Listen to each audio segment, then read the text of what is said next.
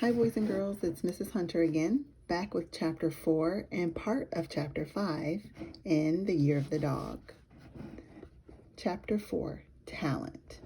And this is a picture of rice porridge. Soon Mom was shaking me awake. My eyelids felt as heavy as sacks of rice. "Wake up, sleepyhead," Mom said. "You'll be late for school." "No," I mumbled and tried to turn over. Wake up," Mom said, pulling me up. I sat up but groaned. "I'm too tired to go to school," I said. "You're just too lazy," Mom said, teasing me. "Get up." So before I knew it, I was getting dressed and brushing my teeth. I went downstairs to have breakfast. Mom put a bowl of watery rice porridge and flaky dried pork in front of me. I yawned. "Do I have to go to school?" I moaned. "Yes," Mom said. "How else will you learn things? Besides, you shouldn't start off the year of the dog as a lazy dog." "Will school teach me what I'm talented at?" I asked. Mom mentioning the year of the dog reminded me about finding myself. "Yes," Mom said, "I'm sure it will." "No," Lissy cut in, "it won't. You have to have talent to discover it. You don't have any." I opened my mouth to retort, but a yawn interrupted me. "I'm too tired to go to school," I said again. "Better wake up," Kiki chanted. "Better wake up." "Yeah," Lissy said. "Don't fall asleep in school." Mom poured me a glass of juice and laughed. "Did I ever tell you about the time I fell asleep in school?" Mom sleeps in school. In Taiwan, school was different than it is here. School wasn't just to teach you about reading and writing. It was supposed to teach you how to be a good citizen as well. Every Monday, there was a school assembly. All the students had to wear their special uniform, a seaweed-colored jumper, shirt, and hat. It had to be clean and unwrinkled and as stiff as a piece of new cardboard. Then, in these uncomfortable uniforms, we had to stand outside in the courtyard while the principal, the vice principal, and the guidance counselors gave long and important speeches.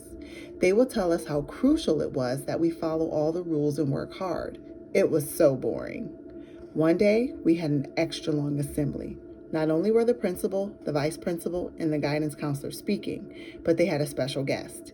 He was from the government and was going to lecture about how we should always do what we were told and not question authority. It was a hot and sticky day.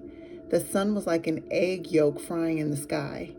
The hundreds and hundreds of students stood like an army of ants. I stood at the very back, lost in the ocean of black heads. At these lectures, no one was allowed to whisper. Like soldiers listening to orders from their captain, we had to stand up straight, with our hands at our sides, giving the adults our absolute attention. But when the guest speaker spoke, his voice was so soft, I couldn't understand what he was saying. It was a low, mumbling swaying in the courtyard. To me, it was like a lullaby. My eyes started to droop. My head nodded, and then suddenly, I was asleep. When I woke up, I was alone in the courtyard, except for a teacher glaring at me with her hands on her hips. I had fallen asleep so soundly that I was still standing there when everyone had gone inside. They had just left me there, standing asleep. Mom sleeps in school.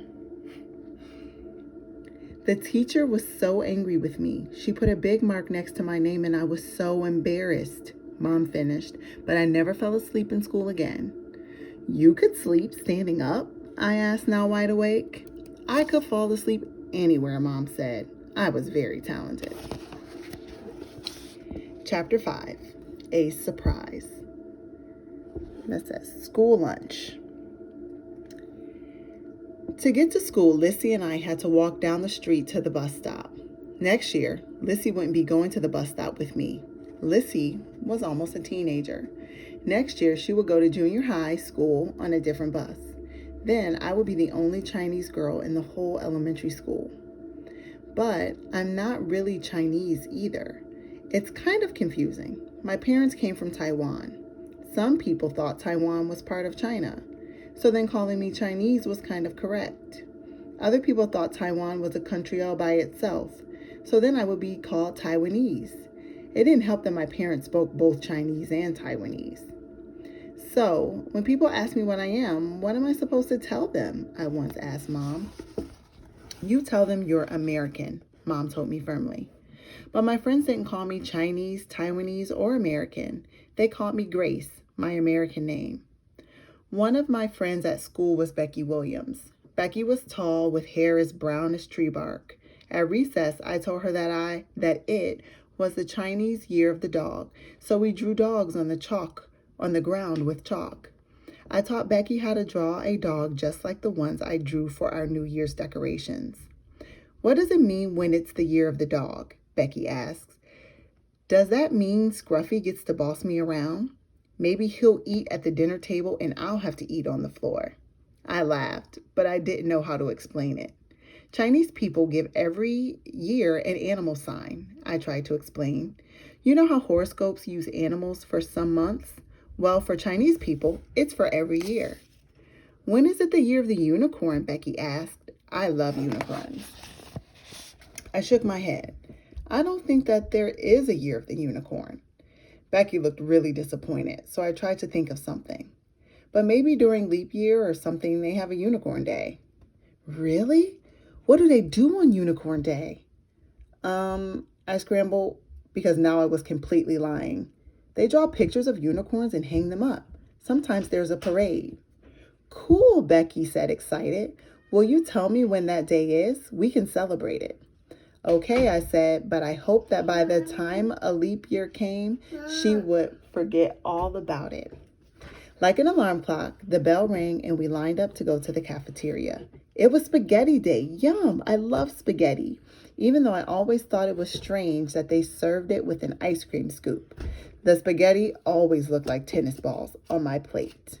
And we're going to stop there. You'll read the rest of chapter 5 during your reading lesson.